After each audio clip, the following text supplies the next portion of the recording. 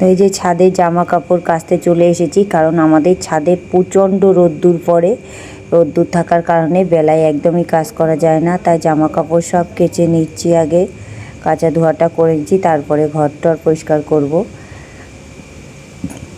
সকালবেলা উঠেই আগে আমি এগুলো করে নিই। দেখো এই যে সব কাচা ধোয়া হয়ে গেছে। এবার চলে যাচ্ছি ঠাকুর ঘর মুছতে। ঠাকুর ঘর মুছতে মানে আমি যে ঘরে থাকি সেই ঘরেই ঠাকুর থাকে, তো ঠাকুর ঘরে যে মুছে নিচ্ছি ভালো করে। এবার স্নান করতে চলে যাব। এই যে স্নান করে চলে এসেছি, পুজোর গুছাচ্ছি। দেখো আমার ভিডিও কেউ করে দেওয়ার নেই, আমি একা একাই করি। সেলফি স্টিকে ফোন রেখে তারপরে আমি ভিডিও করি, সেই কারণে ভুল ত্রুটি হয়ে থাকলে ক্ষমা করে দিও।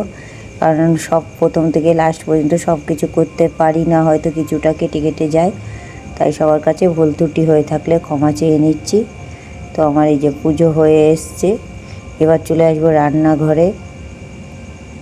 পুজো হয়ে গেছে। এই ছোট্ট যে বাটাটা সামনে দেখছো, এটা মনসাতলা বাইরে দিই, সেটা আর ভিডিও নেওয়া হয়নি। যাই হোক অন্য দিন দেখাবো। এবার চলে এসেছি রান্নাঘরে। দেখো কাটাকাটি চলছে, মা কাটছিল সবজি, আর এদিকে আমি কুমড়ো চাইজকি বসিয়ে দিয়েছি। এদিকে এই যে সব কাটাকাটি হয়েছে। তো আজকে আমাদের মেনু হবে এই যে টক ডাল হবে, কুমড়ো সেচকি হবে, আর এই সব রকম সবজি দিয়ে একটা সবজি হবে, এই যে বড়া করে দেওয়া হবে। এই যে আমার দিদিভাই বড়া করছে, কারণ আমার হাতে ব্যথা, কালকে আমার হাত পুড়ে গেছে অনেকটাই, সেই কারণে আমাকে বড়াটা করতে দেয়নি।